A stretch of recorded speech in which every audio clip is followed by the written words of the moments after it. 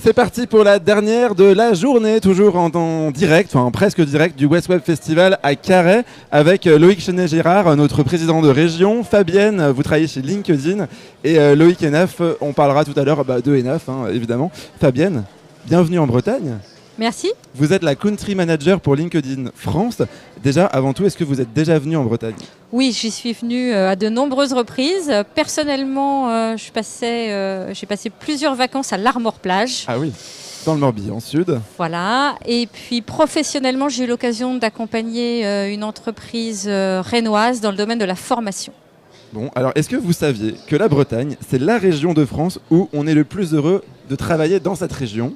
C'est 92% des Bretons qui travaillent en Bretagne sont ravis d'y travailler. Ça vous donne envie, vous, de venir vivre en Bretagne un jour ? Alors ça me donne envie de vivre en Bretagne, oui évidemment, et même si je le découvre, ça ne me surprend pas. Nous non plus, ça ne nous surprend pas. Bon alors, LinkedIn, parlons-en un petit peu. Comment est-ce que vous expliqueriez à ma grand-mère, qui nous regarde sûrement, la différence entre LinkedIn et Facebook et Twitter, par exemple ? Alors je lui dirais, mamie, je cherche un emploi, ou bien j'ai envie de changer de métier. Je me connecte sur mon ordinateur ou sur mon téléphone et je peux changer d'emploi ou changer de métier, mais je peux aussi me former. C'est-à-dire que je peux voir en direct des contenus de formation et échanger avec d'autres personnes qui font le même métier que moi. Bon alors là, ma grand-mère va regretter d'être retraitée. Presque, elle va pouvoir retrouver un boulot.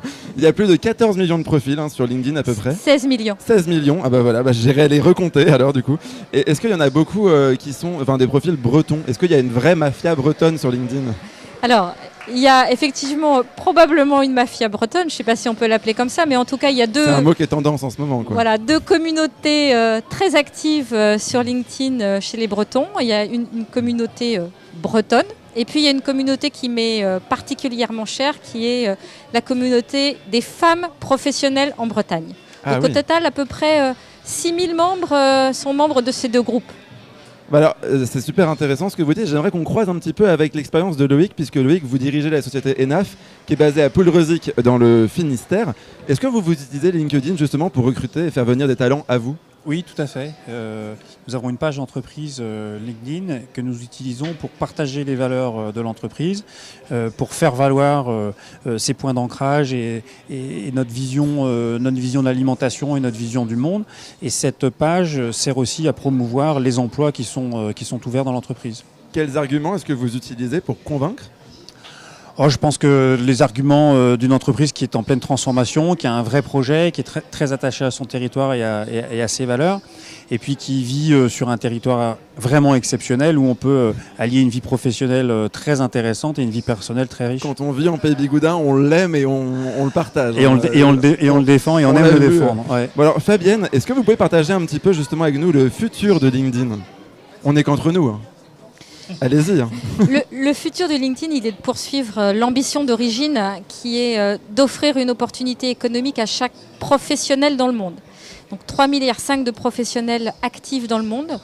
Et offrir une opportunité économique, ça s'adresse à la fois aux individus que nous sommes, à chacun d'entre nous, confère l'exemple d'explication à ma grand-mère, et puis surtout aux entreprises, c'est-à-dire les accompagner sur les 4 grands sujets qui régissent leur développement économique, que sont évidemment le recrutement, mais également les campagnes de communication marketing, le commerce, le développement commercial, et puis la formation, le développement de leurs talents. Donc voilà nos 4 sujets avec les entreprises. Alors j'imagine que pour relever tous ces sujets, vous allez devoir recruter des talents bretons peut-être ?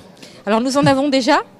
Ils habitent à Paris et reviennent quasiment tous les week-ends en Bretagne. Vous Loïc qui travaillez en Bretagne, qu'est-ce que vous aimez bien faire après le travail justement ? Moi, beaucoup de plongées sous-marines, voilà, c'est ma passion et depuis très longtemps. Sauf qu'à Paris, on ne peut pas faire ça. Et j'ai travaillé à Paris, c'était très difficile et aujourd'hui en Bretagne, c'est possible. C'est vraiment possible le soir après le travail. Bon, est-ce que vous auriez un petit conseil pour, à l'échelle d'un territoire, en tout cas, renforcer l'attractivité d'un territoire pour faire venir des talents dans cette région ? C'est un vrai sujet. La Bretagne est extrêmement attractive. vraiment attractive et je crois qu'on en est un bon exemple, mais c'est à nous de travailler l'attirance et donc il y a des déclics à déclencher, notamment des sujets sur le travail du conjoint, des sujets sur la formation sur lesquels il faut qu'on convainque les cadres que leurs enfants seront aussi bien et probablement mieux formés en Bretagne qu'ailleurs. Voilà, il y a des vrais sujets, il y a des déclics qui font que l'on déclenche, parce que la réalité c'est que on y vit formidablement bien, on forme très bien ses enfants et on crée vraiment un avenir ici. Fabienne, un petit conseil aussi pour une région? Alors je crois que le premier conseil serait de pouvoir bénéficier de la connaissance la plus fine possible des compétences disponibles, attendues et émergentes, et celles attendues par les entreprises, et surtout de pouvoir anticiper les tendances. Bon Loïc, est-ce que ça vous donne envie de réagir, ce que viennent de dire Fabienne et Loïc? De réagir, oui, d'abord pour dire que LinkedIn est un outil très utilisé bien entendu en Bretagne, y compris par les collectivités pour attirer de nouveaux talents. Et nous en avons besoin partout dans nos entreprises et dans les collectivités. Et puis dire que le mot-clé, effectivement, c'est de faire de sa vie ce qu'on a envie de faire. Réussir une carrière professionnelle, c'est parfait quand sa vie personnelle est réussie à côté. Et en Bretagne, nous pouvons, et pas de manière exclusive dans le monde, il y a plein d'autres endroits dans le monde, mais nous pouvons allier les deux. Nous pouvons réussir les deux. Et ça se travaille, ça se market et ça s'exprime pour faire en sorte d'attirer les talents. Bon, alors j'ai encore quelques questions pour vous, mais si vous voulez, en attendant, vous pouvez déguster de l'andouille. On vous a préparé de l'andouille pour vous, Fabienne, parce qu'on sait que vous aimez beaucoup. Merci beaucoup. C'est la Bretagne, voilà, c'est ce on aime bien faire en Bretagne. Moi, j'en ai déjà mangé pas mal depuis ce matin, ça va aller. Alors, je rappelle, vous êtes le président de notre belle région. Si vous ne savez pas laquelle région je parle, alors là, ça va pas du tout, c'est la Bretagne, bien évidemment. La Bretagne a été pionnière en matière d'attractivité territoriale. Où est-ce qu'on en est aujourd'hui dans cette démarche ? Il y a deux démarches parallèles. Il y a une première démarche qui consiste à accélérer l'ouverture de cette Bretagne sur le monde. Elle est historique, elle est dans nos gènes, mais il faut l'accélérer avec deux outils, la mobilité des hommes, la mobilité des marchandises, indispensable quand on fabrique des boîtes qui montent jusque dans l'espace d'ailleurs. Qui vont partout et dans l'espace. Et sous l'eau et partout. J'ai visité un sous-marin il y a pas longtemps et il y avait à bord, donc il y en a vraiment partout. Et ça, c'est de l'info. Les données, la Bretagne s'est lancée dans un travail gigantesque, 2 milliards d'euros pour fibrer l'ensemble de la Bretagne. On a fibré Poudre-Rosic il y a pas longtemps, nous sommes en train de fibrer toute la Bretagne pour faire en sorte que demain, quelle que soit l'idée, quelle que soit l'envie, on peut la développer de Bretagne. Ça ne veut pas dire qu'on doit plus vivre à Paris ou plus vivre à Bordeaux ou plus vivre ailleurs en Europe ou dans le monde. Ça veut dire que si on veut le faire de Bretagne, on pourra le faire. Oui. C'est ça l'enjeu. Ça c'est super. Est-ce qu'il y a d'autres exemples concrets d'attractivité territoriale que vous avez mis en jeu? Encore un tout simple. Des entreprises utilisent la Bretagne comme un outil de compétition par rapport à leurs concurrents. Nous avons des pépites en Bretagne qui se sont installées, qui sont nichées en Bretagne et qui travaillent avec des grands groupes européens, mondiaux, à Paris ou à Toulouse, et qui sont en Bretagne parce qu'une fois qu'ils ont attrapé leur talent, leurs cadres, leurs développeurs, ils sont ici plus longtemps qu'ailleurs. Ils se les font moins piquer qu'ailleurs.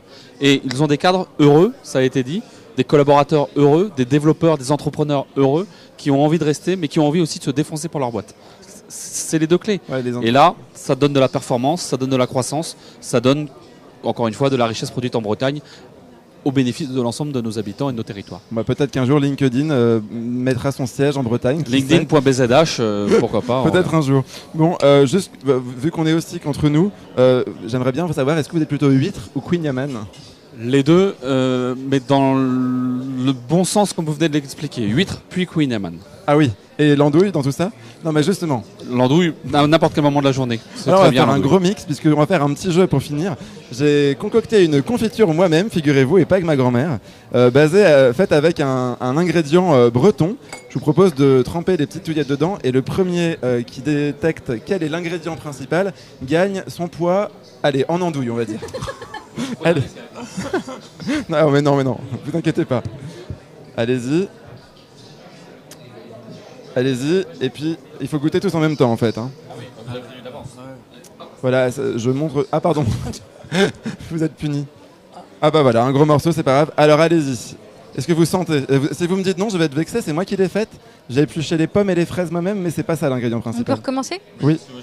Oui, alors le double dip est autorisé. Bon bah, je vais devoir vous donner un indice. On va pas faire traîner le suspense trop longtemps. C'est un alcool breton. Qui Du pétille. chouchen. Presque. À base Du de cidre. pommes. Oui.